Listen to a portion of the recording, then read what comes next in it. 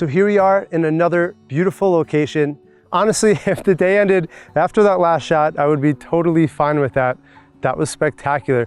But we always want to work the scene more, and the light is only going to get better and better and better as it approaches, or we hope it's going to get better and better and better as it approaches the horizon and goes into sunset, into the golden hour. Now there's something really interesting. We were in Santa Madalena looking out towards the Old Day Mountains and getting that beautiful steeple in that shot as well. Here we are in a completely different location, not really too far. We just kind of drove around a little bit. We drove up this mountain. We found a much higher vantage point. But what's interesting about this is now we're on the outside looking in, and there's a lesson to be learned there. Anytime you visit a beautiful location, often your first instinct is to just go to that spot and shoot it. But often what makes that spot so unique and beautiful is what it looks like itself. And like the saying goes, you can't see the forest for the trees. Go outside of that location, go against your instincts, and then look on the outside back in. Be on the outside looking back in, and often you'll get a much more interesting and unique image. That's exactly what we have here. So we have that shot, we came to this location, but what do you do when you get here, right? You're gonna do the same thing. You're gonna arrive on location, you're gonna park your car, you're gonna park your bike, however you got there, and you're gonna say, now what? You know there's things beautiful, you can feel it, right? I can just feel this is gonna be beautiful. Where do I stand? How do I shoot? What do I do? So for this shot, really what we want, obviously we want that iconic mountain range.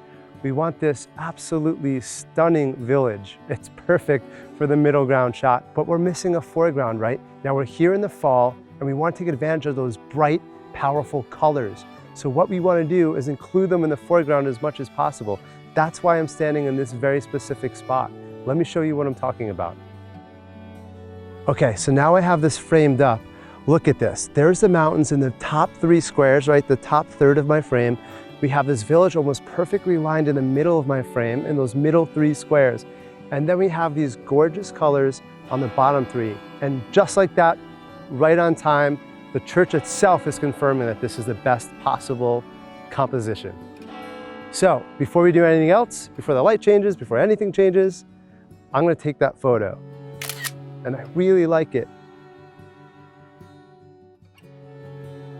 Here's what's interesting.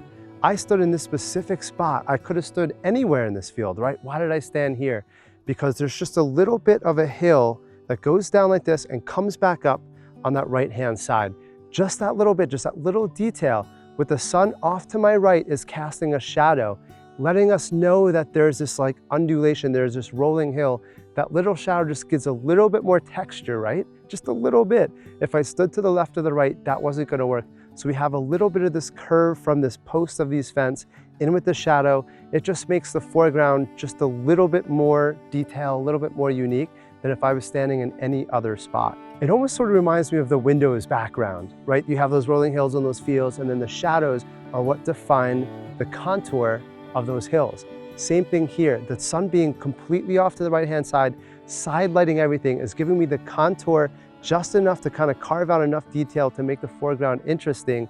It's also lighting up the colors in these trees, which is everything for this foreground. If this foreground was in shadow, it would be boring and I'd have to cut it out entirely. But I don't want to do that. I want to include the colors. We came all the way out here in this season to capture these colors. And I have just this little spot right here to capture, and this is where I want to stand.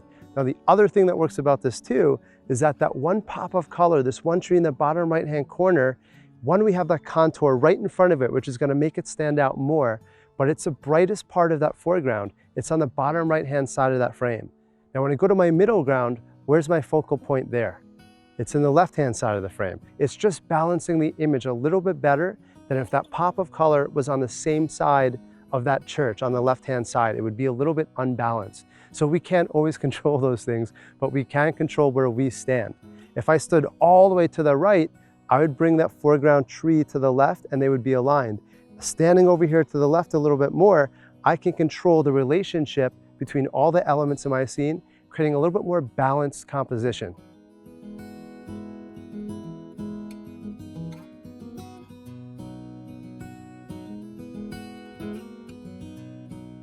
So this 1X is working really well. I like it, but look at this image again. We're gonna try and do a little bit better. Now there's something that I use called pre-visualization that helps me kind of see the composition a little bit differently. Let me show you what I'm talking about. To me, there's still just no interest in that sky. It's not taking up a lot of the frame, but at the same time, I think that it's still taking up a little bit too much. So I can pan down. When I do that, too much grass, right? That's taking up too much of the foreground now. So I can pan up, but then I lose it entirely. I'm interested in just a little bit more right along that center of that photo. I don't want to crop in too much. If I go to my 2x view, look at that. I lose either the tops of the mountains or I lose the trees. So I don't want to go to my 2x. I don't want to go to my telephoto. I just want to punch in. I want to crop in just a little bit to give me more to fill that frame with the most important elements in the scene and remove everything else that's not important. The way I'm going to do it here is by switching my aspect ratio.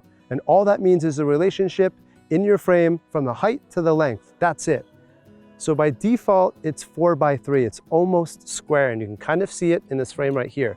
Let me show you how we can change it. I'm going to press where it says photo. I'm going to swipe to the left, and I'm going to press on where it says 4:3. That's our native default ratio. Now watch what happens when I choose 16:9. It just kind of crops in a little bit, but it also changes my ratio, meaning that it makes it a little bit more wide than it is tall. That's exactly what I want. This whole scene is a little bit more wide than it is tall. So this works out perfectly. Also, the added benefit is I have a little bit less sky and a little bit less foreground. And at the same time, I'm filling the entire frame now with the whole scene that I want. So this feels a little bit more comfortable. It feels a little bit more natural. I think it looks a little bit better. Now, just keep in mind, this is all non-destructive. What that means that at any time after I take this photo, it doesn't matter when, I can always crop back out to my original ratio, giving me more of that sky and more of that foreground to work with if I choose so later. This is just a pre-visualization, but now look at the scene. This is absolutely freaking stunning. It's hard to even imagine, like it doesn't even look real as I'm standing here in reality, pointing my camera to this scene. It doesn't even look real in the back of this camera right now. This is the exact composition that we're looking for right here. That is the shot. Whew, but we're not gonna stop there.